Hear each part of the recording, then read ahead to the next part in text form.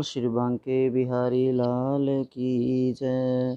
बोल अर्जुन महारथी की जय। श्री कृष्ण भगवान सारथी की जय।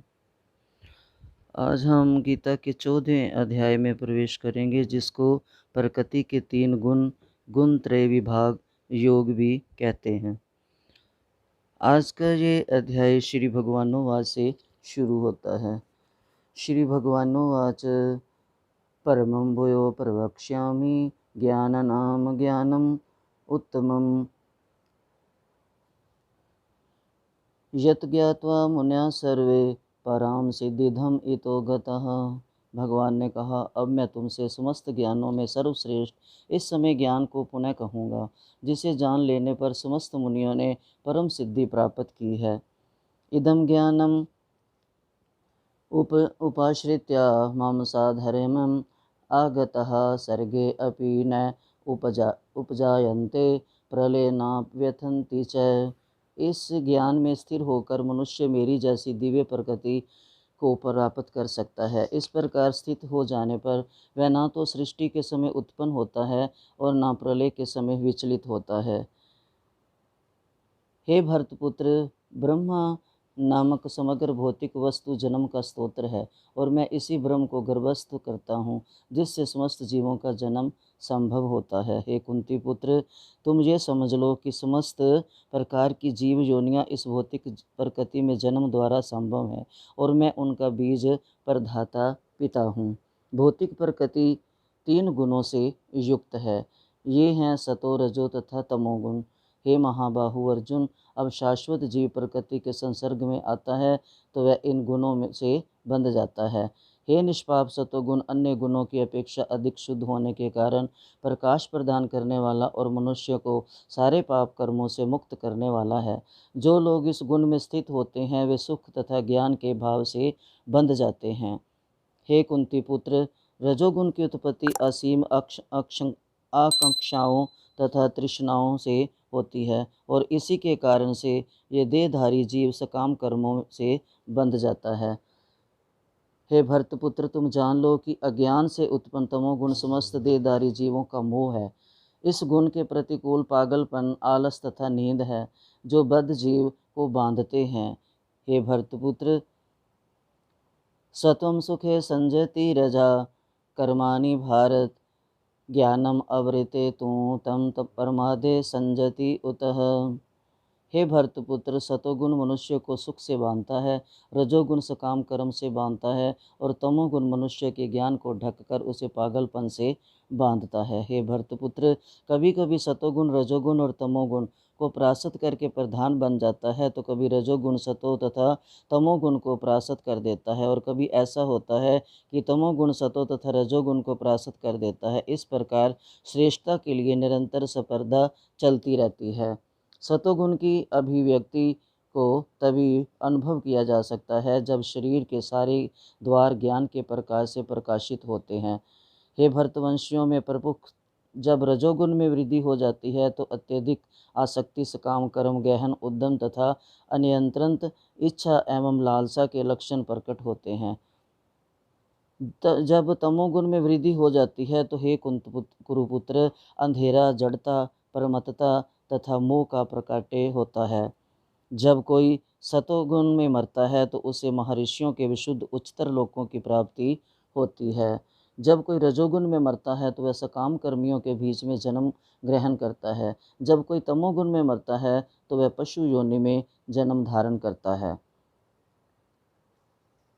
कर्मणा सुकृतस्य आहु सात्विकं निर्मलं फलम, रजसा तो फलम दुखम, अज्ञानम तमसा फलम।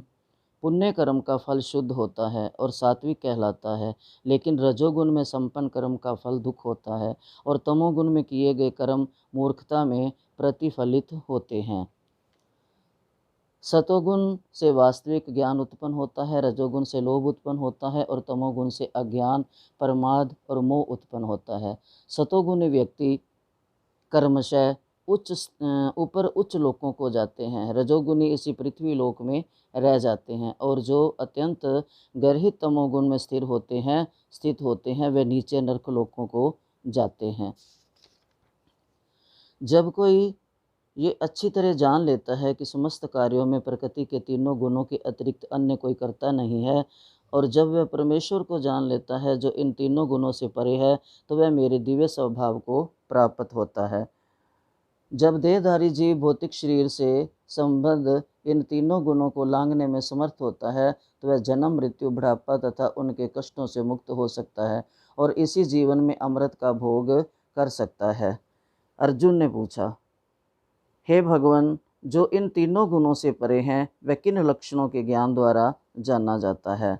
उसका आचरण कैसा होता है और वह प्रकृति के गुणों को किस प्रकार लांघता है? भगवान ने कहा, हे पांडुपुत्र, जो प्रकाश, आसक्ति तथा मोह के उत्पत्ति उपस्थित होने पर ना तो उसे घृणा करता है, ना लुप्त हो जाने पर उनकी इच्छा करता है, जो भौतिक गुणों की इन समस्त प्रतिक्रियाओं से निश्चल तथा अविचलित रहता है और ये जानकर कि केवल गुण ही क्रियाशील हैं, उदासीन तथा दिव्य बना रहता है, जो अपने आप में स्थित है और सुख तथा दुख को एक समान मानता है, जो मिट्टी के ढेले, पत्थर एवं स्वर्ण के टुकड़े को समान दृष्टि से देखता है, जो अनुकूल तथा प्रतिकूल के प्रति समान बना रहता है, जो धीर है और प्रशंसा तथा बुराई, मान तथा अपमान में समान भाव से रहता है, जो शत्रु तथा मित्र के साथ समान व्यवहार करता है और जिसने सारे भौतिक कार्यों का परित्याग कर दिया है, ऐसे व्यक्ति को प्रकृति के गुणों से अतीत कहते हैं। जो समस्त परिस्थितियों में अविचलित भाव से पूर्ण भक्ति में प्रवृत्त होता है, वह तुरंत ही प्रकृति के गुणों को लांघ जाता है और इस प्रकार ब्रह्म के स्तर तक पहुंच जाता है, और मैं ही उस निराकार ब्रह्म का आश्रय हूँ, जो अमर्त्य, अविनाशी तथा शाश्वत है और चरम सुख का स्वाभाविक पद है। ये भगवान ने अर्जुन को उसके प्रश्नों के उत्तर दिए 27 श्लोकों में। तो भगवान ये ही उसको बता रहे हैं कि सतोगुण, रजोगुण, तमोगुण, तीनों प्रकार के गुणों को कैसे करना है, और जो इनको करता है उसी के हिसाब से उसको कर्म मिलता है, उसी के हिसाब से उसको फल मिलता है, उसी के हिसाब से उसको जोनी मिलती है। तो ये गीता का आज 14वां अध्याय था। अब 14वें अध्याय का महात्म कहते हैं।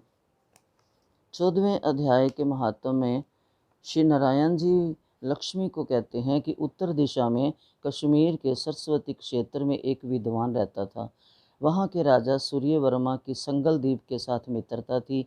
एक समय राजा ने संगल द्वीप बहुत कीमती ज्वार हीरात, मोती, घोड़े आदि भेजे। तब कश्मीर के राजा ने अपने मंत्री से पूछा, हम क्या भेजें? कि उन्होंने तो इतने कीमती जवाहरित, मोती, घोड़े भेजे हैं, हम क्या भेजें? मंत्री ने कहा, जो वस्तु वहाँ ना हो वो भेजो। राजा ने कहा, और तो सब वस्तुएं वहाँ पर हैं, एक शिकारी कुत्ते वहाँ नहीं हैं, वह भेज देते हैं। शिकारी कुत्ते सोने की जंजीर में बंधे हुए मखमली गधेलों की डोलियों में बैठाकर संगल द्वीप पहुँचाए गए। कुत्तों को देखकर राजा प्रसन्न हुआ और कहा कि ये शिकारी कुत्ते यहाँ नहीं थे, ये मेरे मित्र ने बहुत अच्छा किया, हम शिकार खेला करेंगे। एक दिन राजा शिकार खेलने गया। एक और राजा के साथ शर्त बांधी। सब राजाओं ने अपने कुत्ते छोड़े। एक शशक निकला, उसके पीछे कुत्ते दौड़े, सब कुत्ते पीछे रह गए। संगल द्वीप के राजा ने कुत्ते ने शशक को पकड़ लिया। लोगों ने शोर किया कि कुत्ता पीछे रह गया। शशक फिर भागा। कुत्ते के दांत उसके लगे थे, रुधिर टपकता जाता था। भागते भागते वन में एक कच्चा तालाब पानी से भरा मिला। उसके तट पर कुटिया में एक तपस्वी रहता था। तब तालाब में शशक जा गिरा, कुत्ता भी उसके पीछे जा गिरा। राजा भी घोड़ा दौड़ाकर उनके पीछे ही पहुंचा। देखा तो दोनों मरे पड़े हैं और देवदेही पाए वैकुंठ को जा रहे हैं। राजा को देखकर दोनों ने कहा, राजा तू धन्य है, तेरी कृपा से हमने देवदेही पाई है। राजा ने पूछा, ये कैसे हुआ? उन दोनों ने कहा, हम नहीं जानते, इस जल के छूने से हमें देवदेही मिली है। राजा ने तपस्वी को नमस्कार करके पूछा, हे संत जी, हे महात्मा, शशक और सवान इन दोनों का जल के स्पर्श करने से उद्धार हो गया, ये वार्ता कैसे है, हमें बताओ। उस संत ने कहा, हे राजन, मेरा गुरु यहाँ रहता था, नित्य स्नान करके गीता के 14वें अध्याय का पाठ किया करता था। मैं भी यहाँ स्नान करके गीता का पाठ करता हूँ। राजा ने कहा, धन्य हो संत जी, आपके प्रभाव से ही ऐसी योनियों का उद्धार हुआ है। मेरे भी धन्य भाग हैं जो आपका दर्शन हुआ। संत ने कहा, हे राजा, ये शिष्य पिछले जन्म का ब्राह्मण था। ये अपने जन्म में भ्रष्ट हुआ था। ये कुतिया इसकी स्त्री थी। स्त्री ने इसको विष देकर मारा था। जब यमलोक को गए तब धर्मराज ने आज्ञा दी कि इसको ससा का जन्म दो और इसको कुत्ते का जन्म दो। तब इन दोनों ने प्रार्थना की कि हमारा उद्धार कब होगा। तब धर्मराज ने कहा, जब गीता के 14वें अध्याय के पाठ करने वाले संतों के स्थान का जल स्पर्श होगा तब तुम्हारा उद्धार होगा। इतना सुन राजा ने भी घर आकर गीता का पाठ सुना और अंत समय वैकुंठ को गया। इन दोनों का धर्मराज के घर उद्धार हुआ। कितना सुंदर है गीता का महात्म।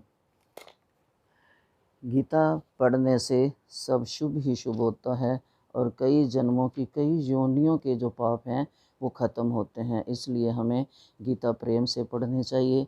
यदि कोई भगवत गीता को अत्यंत निष्ठा तथा गंभीरता के साथ पढ़ता है तो भगवान की कृपा से उसके पूर्व दुष्कर्मों के फलों का उस पर कोई भी प्रभाव नहीं पड़ता और उनकी अंत गति अच्छी होती है।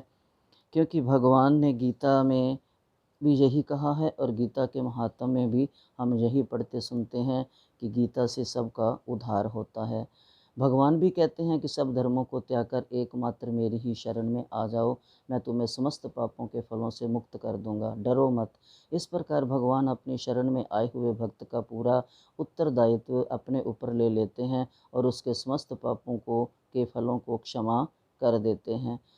जब मनुष्य जल में स्नान करके नित्य अपने को स्वच्छ कर सकता है, लेकिन यदि कोई भगवत गीता रूपी पवित्र गंगा जल में एक बार भी स्नान कर ले तो वह भौतिक जीवन की मलिनता से सदा सदा के लिए मुक्त हो जाता है। कितना सुंदर है गीता का ज्ञान। चूँकि भगवत गीता पूर्ण पुरुषोत्तम परमेश्वर के मुख से निकली है, एक गंगा तो थी जो चरणों से निकली, ये भगवत गीता जो है ये मुख से निकली है।